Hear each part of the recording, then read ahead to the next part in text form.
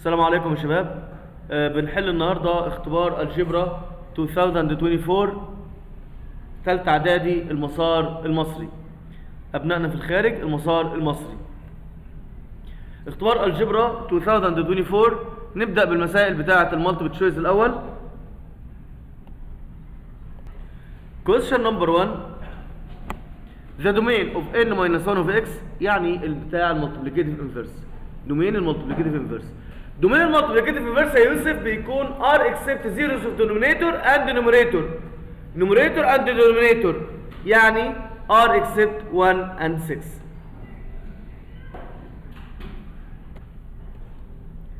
question number 2 سهل جدا.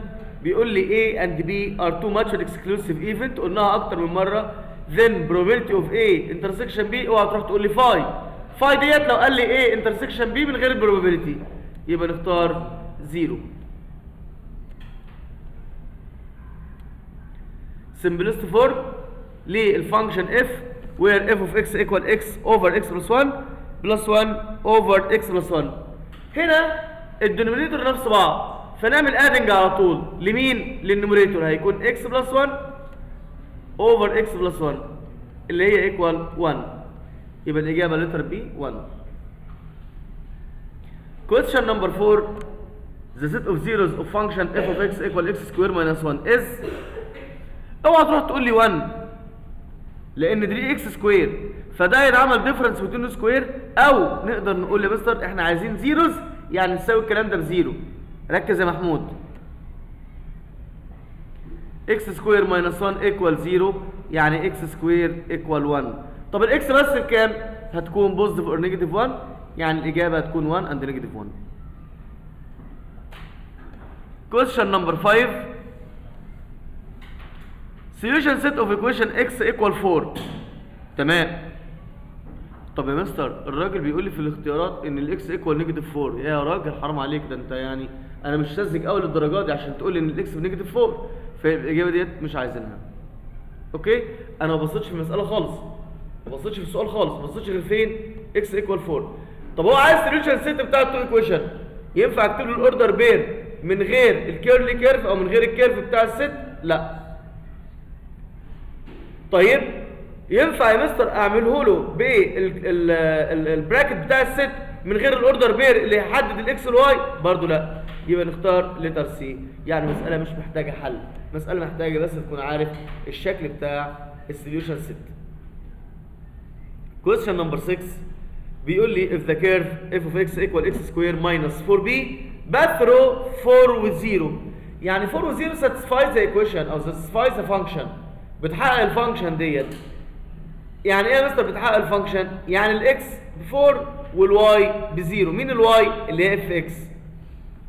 طب نكتب الكلمتين الحلوين دول هنا. اف اكس 0 equal x سكوير اللي هي 16 minus 4b يعني البي المفروض تبقى بكام؟ ب 4.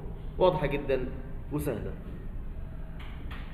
question number 2 يا مستر بيقول لي use general formula عشان نجيب السوليوشن سيت بتاع الايكويشن ديت. طيب هو الراجل هنا حب يعني ايه؟ ان هو يعني يعلي الليفل سنه صغيره قوي اللي هو ما جابهاش دايركت زي الامتحانات اللي فاتت. يعني ما قاليش ايه اكس سكوير بلس مثلا 2 اكس بلس 4 ايكوال 0. لا امال هو عمل ايه بقى؟ لا ده هو قال لي اكس ملتبلاي اكس بلس 2 يبقى كل الحكايه ان هنعمل اكسباند للاكس وال2 فهتكون اكس سكوير بلس 2 اكس. طيب والفور اللي مطلعها لي بره ديت ده احنا متفقين يا مستر ان الايكويشن بتكون ايكوال 0 يبقى نقول لي ماينس 4 ايكوال 0 وبناء عليه ده كويشن 2A. الاي هتكون ب1 والبي هتكون ب2 والسي هتكون بنيجاتيف 4.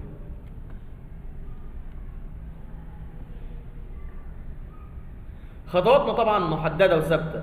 ايه هي؟ اول خطوه يا شباب بنكتب الاي والبي والسي. تاني خطوه بنكتب الفورميولا اللي هي اكس ايكوال نيجاتيف بي positive or negative root of b square minus 4ac over 2a. After that substitute with a, b, c. يعني x ايكوال نيجاتيف 2 بلس اور ماينس روت اوف 2 باور 2 ماينس 4 ملتبلاي الاي اللي هي 1 ملتبلاي السي اللي هي نيجاتيف 4 اوفر 2 ملتبلاي 1. طيب وهنا نقدر ايه يا شباب؟ نستخدم مود 5 3 عشان نجيب ايه؟ نجيب الحل بتاعنا بدون ما نتلخبط. يعني ممكن نتلخبط في اشاره هنا، في رقم هنا، حاجات من ديت، فاقدر ان انا استخدم مود 5 3 عشان نجيب الفاليو بتاعت الاكس ايه بشكل سريع. تمام؟ نستخدم الكالكوليتور. مود 5 3 جاهزه اهيت. الاكس كانت ب 1، الاي ب 1، البي 2، السي نيجاتيف 4، يبقى نيجاتيف 1 بلس روت 5، والثانيه نيجاتيف 1 ماينس روت 5. يعني هو عايز تو نيرست ديسمال بليس، يبقى 1.23 ولا 24؟ 4. ايوه انت خايف ليه يا محمود؟ بتقول 4. طيب الثانيه نيجاتيف 3.23 ولا 24؟ 24. تمام، شاطر يا احمد يا وليد. طيب يبقى هنا يا شباب الاكس ايكوال نيجاتيف 1 بلس اور ماينس روت 5 اللي هي يعني السوليوشن سيت بتاعتنا هتكون عباره عن كام قلنا؟ نيجاتيف 1.24 and نيجاتيف 3.24.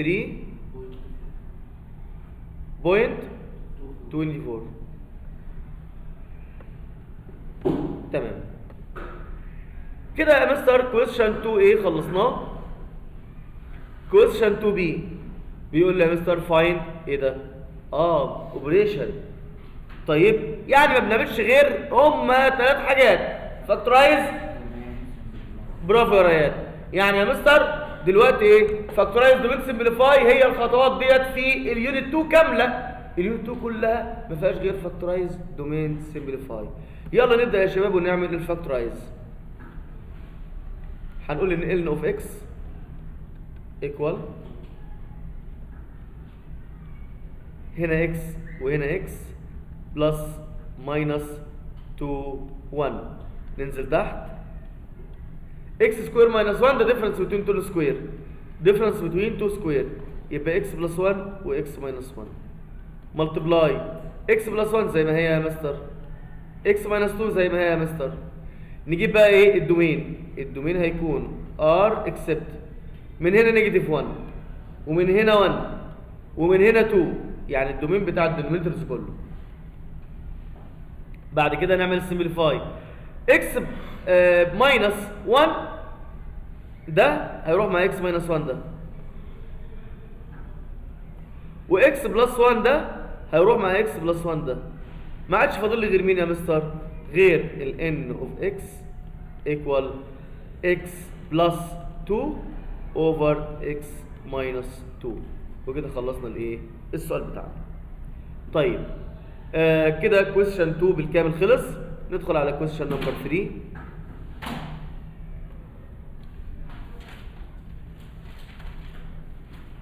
Find the solution set of in R for R the following two equations together. ده طبعا lesson 3 في اليونت الاولانيه اللي هو solving two equation one of them في الفيرست ديجري والاذر من السكند ديجري. طيب ديت احنا قلنا 1000 مره ان احنا ملناش غير ايه؟ غير substitution بس. تمام؟ طيب هنا المساله ديت يا حبايبي x minus y equal 2، يبقى الفيرست ايكويشن نبدا بالفيرست ايكويشن اللي هي من الفيرست ديجري. هنقول x equal y plus 2. جبنا الاكس ريسبكت تو واي. بعد كده هنعمل ايه؟ هنعمل سبستيتيوت بالواي بلس 2 ديت مكان الاكس، هيبقى اكس سكوير يعني واي بلس 2 باور 2 بلس واي باور 2 ايكوال 10. اوكي؟ بعد كده نعمل اكسباند ل ال واي بلس 2 باور 2. ازاي؟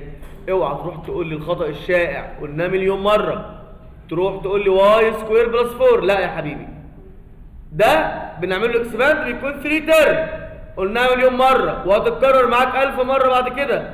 واي بلس 2 باور 2 ده بيتفك 3 يا شباب، بيكون 3 تيرمز. هيبقى واي باور 2 بلس فيرست في سكند في 2 هيكون 4 واي بلس 4. نكمل بلس واي باور 2، كل الكلام الجميل ده ايكوال 10. عندي واي باور 2 واي باور 2 يعني 2 واي باور 2 بلس 4 واي بلس 4 بالمره نقول ماينس 10 ايكوال 0. يعني 2 واي سكوير بلس 4 واي ماينس 6 ايكوال 0. طب بالمره نعمل ديفايد 2 نروق الدنيا شويه كده، واي باور 2 بلس 2 واي ماينس 3 ايكوال 0. طيب بعد كده نعمل فاكتورايز. خلي بالكم انا مش حافظ، انا خطوات هي اللي بتجيب بعضها، خطوات هي اللي قاعده تجيب بعضها، خطوه بتجيب الخطوه الثانيه. يعني مثلا هنا انا عملت اكسباند فاضطريت ان انا اجمع الحاجات اللي شبه بعضها. بعد كده لقيتها كوادراتيك ايكويشن فاضطريت ان انا اخليها زيرو ايكويشن. تمام. بعد كده عملت الفور والنيجاتيف 10 بقت بنيجاتيف 6. لقيت ان ده ايفن وده ايفن وده ايفن، فقلت بالمره اعملهم كلهم ديفايدد 2. فانا مش حافظ حاجه، انا كل الخطوات قاعده تجيب بعضها. تمام. هيبقى واي هنا وواي هنا ماينس وبلس، هنا هتكون ال1 وهنا هتكون ال3 لان 3 ايكوال 3 ملتبلاي 1 مالهاش غير كده. معنى كده يا مستر ان الواي يا اما ايكوال 1 اور الواي ايكوال نيجاتيف 3. خلصنا؟ لسه ما خلصناش. الواي جبناها بكام؟ ب1، يبقى نجيب منها الاكس بقى. الاكس هتكون واي بلس 2 يعني 1 بلس 2 ايكوال 3. الواي جبناها بنيجاتيف 3 يبقى الاكس هتكون ايكوال نيجاتيف 3 بلس 2 يعني نيجاتيف 1. يعني السوليوشن ست يا شباب ايكوال الاكس نيجاتيف 3 مع 1 والاكس هنا نيجاتيف 1 مع نيجاتيف 3. وكده خلصنا الايه؟ كويشن 3A. كويشن 3B دي مسألة ايه؟ مسألة ماينس. مسألة ايه؟ ماينس. تمام؟ اللي هي اوبريشن يعني طبعا. طيب هنعمل ايه في ديت؟ برضه يا مستر زي ما احنا حافظين فاكتورايز دومين سمبليفاي. تمام؟ نكتب السؤال ده يا مستر هنا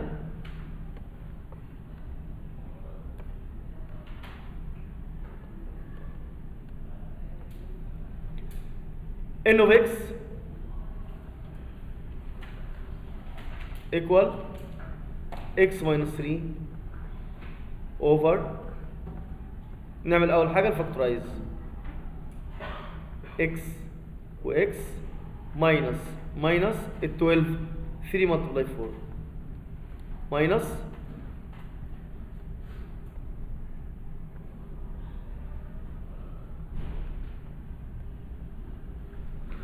4 ننزل تحت ونكتب x في x minus 4 فاكتورايز بالكومن فاكتور بس. طيب تمام. طيب هنا يا شباب اول حاجه بعد كده نجيب الدومين. الدومين هيكون r except 3 و4 ومن هنا 0 ومن هنا 4 كتبناها مره خلاص. طيب بعد كده simplify x minus 3 هتروح مع x minus 3 يبقى ال n of x equal 1 over x minus 4 minus 4 over x في x minus 4. ملاحظين ايه؟ ان الدينومينيتور هنا x minus 4. طيب ملاحظين يا شباب هنا ايه؟ x minus 4 وهنا x في x minus 4. طيب هنا في x minus x في x minus 4 وهنا في x minus 4 بس. طب خلاص يا مستر احنا عايزين الدينومينيتور يكونوا زي بعض زي بعض. مفيش مشكله انهم مزودين هنا x من دماغك كده عادي. ليه هي الدنيا يعني سايبه؟ انت زودت هنا x مفيش مشكله تزود هنا كمان x. خلاص؟ يعني انا يا مستر خليت الدينومينيتور زي بعض بكل بساطه. الدينومينيتور انا لقيته هنا زايد هنا x رحت بزود هنا x كمان. طب عشان ازود تحت x زودت فوق x. تمام؟ ونبدا نعملهم بقى ايه؟ نعملهم الاوبريشن بقى، ننفذ الاوبريشن مع بعض. هيكون ايكوال x minus 4 over x في x minus 4 لقيت عندي اكس ماينس 4 فوق واكس ماينس 4 تحت، مع السلامه. يتبقى في الاخير 1 اوفر الاكس. تمام. طيب ده كان بالنسبه لكويشن 3 بي. كويشن 4 اي. دي مساله ايه يا شباب؟ مساله من التو ايكويشن، واحده الاثنين من الفيرست ديجري، اللي هو اول درس خالص كان عندنا. تمام. بيقول لي اكس ماينس واي ايكوال 4 و 3 اكس ماينس 2 واي ايكوال 7. 3 اكس بلس 2 واي ايكوال 7. نعملها هنا كده. دي كام يا شباب؟ دي كام؟ 4a.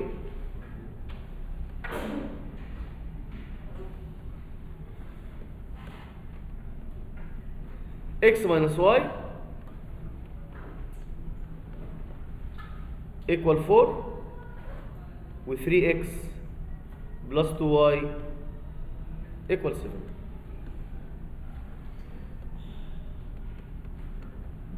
طيب ممكن نعمله بالاوميتنج او السبستيتيوشن اللي يريحك. انا اشوف ممكن نعملها بالسبستيتيوشن تكون اسهل، بالاوميتنج تكون اسهل.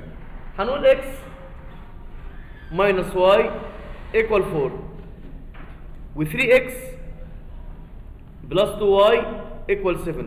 مستر دي 2y ودي minus y، ايه رايك نخلي ديت 2 هي كمان، نعمل ديت multiplied by 2. ايه اللي يحصل لما دي تتعمل multiply 2؟ هتكون بقت 2x plus 2y equal 8. adding 2 equation هيبقى 5x 2x ونيجاتيف 2x راحوا مع بعض.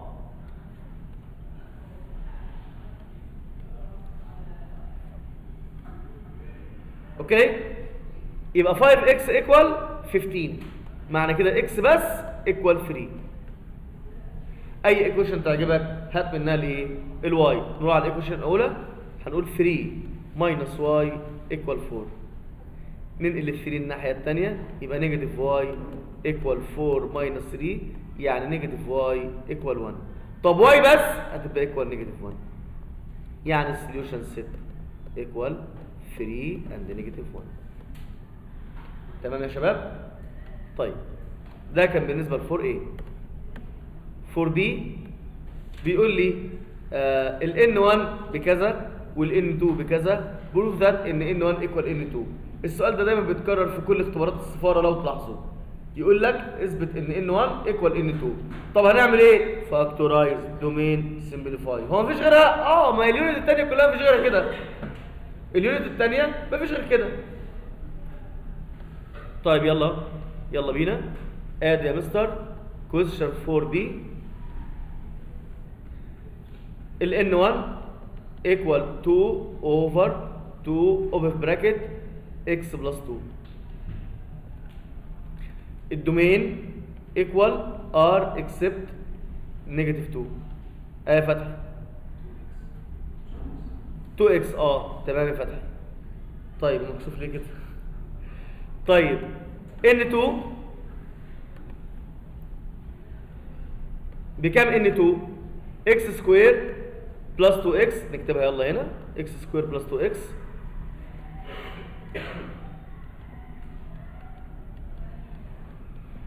اوفر x سكوير بلس 4x بلس 4. طيب اول خطوه الفاكتورايز، يلا بينا يا شباب. n2 هتكون ايكوال كومن فاكتور بس من هنا هيبقى x بلس 2. ننزل تحت x بلس 2 في x بلس 2. الدومين هنا هيكون r except نيجاتيف 2، ونيجاتيف 2 كتبناها مره خلاص لان ده بيرفكت سكوير. طيب بعد كده نعمل السمبليفاي يا مستر. هيكون هنا x بلس 2 هيروح مع x بلس 2، يعني معنى كده يا مستر ان ال n2 equal x over x بلس 2. هي ال n1 كانت بكام؟ كانت برضه يا مستر ب x over x بلس 2، يعني ال n1 x over x بلس 2 والدومين كان r except نيجاتيف 2. طب ال n2 الدومين بتاعها برضه r except نيجاتيف 2، وال n2 بعد السمبليفاي كانت x over x بلس 2، يعني الاثنين زي بعض. والسؤال ده اتكرر اكتر من مره، يعني بيتكرر تقريبا كل سنه في اختبارات السفاره. يقول لك بروف ذات ان n1 equal n2 hence n1 equal n2. question number 5 اخر سؤال معانا يا شباب اهوت. السؤال ده سهل جدا خالص اهوت. بيقول لك اول حاجه probability of A بكام؟ ب 0.3. probability of B ب 0.5. probability of A in union B 0.7. هو عايز probability of A dash. probability of A dash او ال A complement اللي هي 1 minus probability of A. ادي الرول بتاعنا، يعني equal 1 minus 0.3 equal 0.7. طب عايز الانترسكشن، هيكون probability of A plus probability of B minus probability of A union B equal ال A بكام؟ 0.3. ال B بكام؟ 0.5 minus ال C بكام؟ 0.7 تطلع ب 0.1. last question. draw graphically curve. كان بيجيبها الجراف ده كان بيجيبه، يعني جابه اكتر من مره. فالجراف نخلي بالنا منه اللي هو السولفنج في الكوادراتيك كويشن باي يوزنج جراف. اول حاجه نعمل التيبل ده كده. احنا في الترم الاول كده يا شباب، احنا المساله ديت بتاعت الترم الاولاني. نعمل التيبل بتاعنا.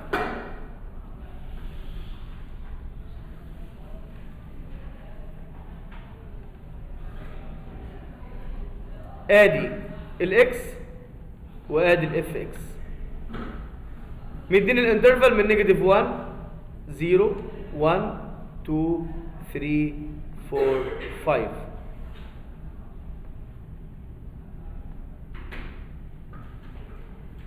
هنعمل بقى سبستيتيوت بالنيجاتيف 1 وال0 وال1 وال2 والحاجات ديت.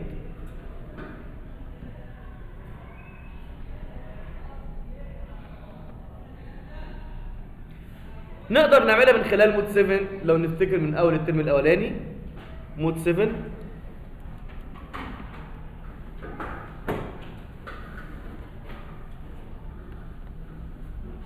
هنا نضغط مود 7 ونكتب يا شباب اكس سكوير اللي هي الفا وبعدين اكس اهيت باور 2 ماينس 4 الفا بعدين اكس بلس 3 ايكوال. بيقول لك ستارت من 1. لا، ستارت من اول نيجاتيف 1 لغايه ال 5. اوكي، يبقى دلوقتي نيجاتيف 1 معاها 8 0 معاها 3. نكتب بقى الايه الارقام بتاعتنا ديت.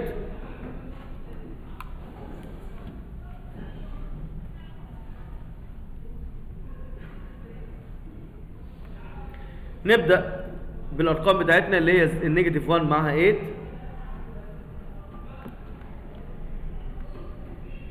والزيرو معاها 3 وال1 معاها 0 وال2 معاه نيجاتيف 1 وال3 معاها 0 وال4 3 وال5 8. نقدر بقى نرسم خلاص الشكل بتاعنا بالمنظر ده، سهل جدا. لغايه دلوقتي احنا لسه في الترم الاول.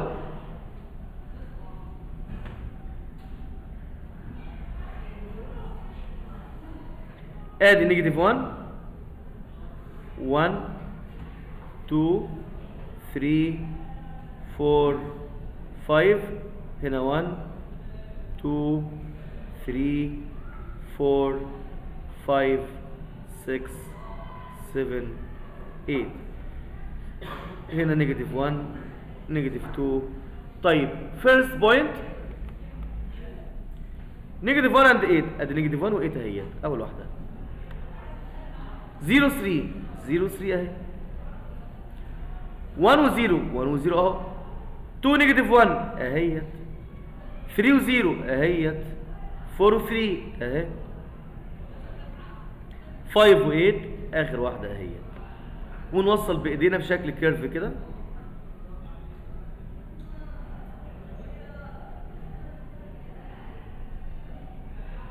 تمام. طيب كده يا شباب احنا عملنا الايه الجراف اهوت خلاص. بتاع الكلام ده والانترفال لغايه هنا احنا حلينا اللي احنا عملناه كله لغايه هنا. بعد كده بقول لي انا عايز سوليوشن سيت. السوليوشن سيت من خلال الرسم هتكون عباره عن ايه؟